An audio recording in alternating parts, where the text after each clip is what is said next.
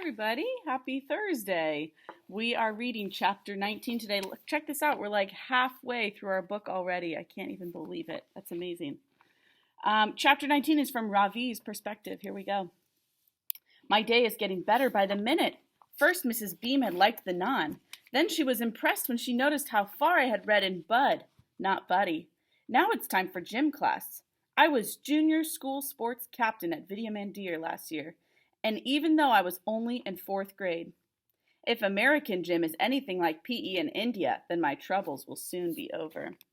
I looked down at my clean white shoes. Das Sir, my PE teacher at Vidyamandhir, would be pleased.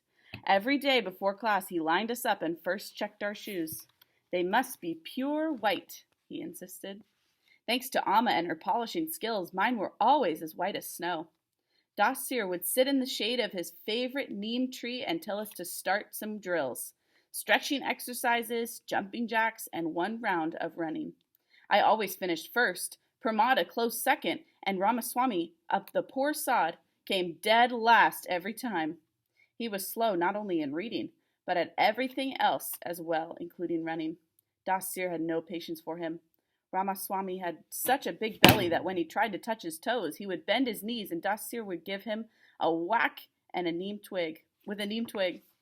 We all laughed our heads off when he howled. After the drills before we played cricket, Das Sir would send Ramaswamy off with the girls to play throw ball or tennis-quoit or coco. The gym teacher at Albert Einstein Elementary School is called Coach Victorine. He has a funny nose and no mustache, but he dresses exactly like Mr. Das. White shirt and black tracksuit bottoms. I am looking forward to impressing him and everyone else with my skills. Coach Victorine leads us out onto a large grass field behind the school. He has a canvas bag containing several metal bats and some large yellow balls. I've never played American baseball, but I think it's a lot like cricket. I feel very nervous, but how hard can it be? I expect we will begin with some drills and running, but instead Coach Victorine chooses Dylan and a girl named Jasleen to be captains and tells them to pick their teams. Do the girls play too? I asked the boy standing next to me. He's the one who rides my bus, whose name is Tim or Jim. Yep, he says. Playing against girls is going to be easy peasy. Jasleen picks first. She chooses a girl called Amy. I wave at Dylan to get his attention, then point to myself. I was first batsman at Vidyamandhir, I call out.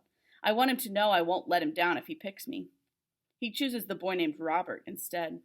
I was sure he would pick me first, but I remind myself that Dylan doesn't know anything about my athletic abilities or that I was a champion cricketer. It's Jasleen's turn to pick again. I'll take you, she says. At first, I think she is pointing at the girl standing in front of me, but instead she's picked me. I can't believe I'm going to play my first game of American baseball on a team made of girls. This is all Miss Frost's fault. If she hadn't made me go to the resource room yesterday, Dylan and I would have had lunch together. I would have told him about the gold cup I won last year for scoring 2 centuries in our final cricket game. He would have picked me first for his team today, and together we would have beaten the other team. Jasleen chooses a few other boys for her team as well, so at least I'm not alone. Dylan will be surprised when he sees how well I play. I predict he will regret not picking me first. It's time to warm up, so I grab one of the bats and give it a good hard swing. Baseball bats are quite different from cricket bats, and I want to get a feel for it before the game begins. The next thing I know, Coach Victorine is screaming his head off at me. What have I done now? Ooh, kind of a cliffhanger. I'm excited to find out what happens. All right, stay tuned for chapter 20 from Joe's perspective.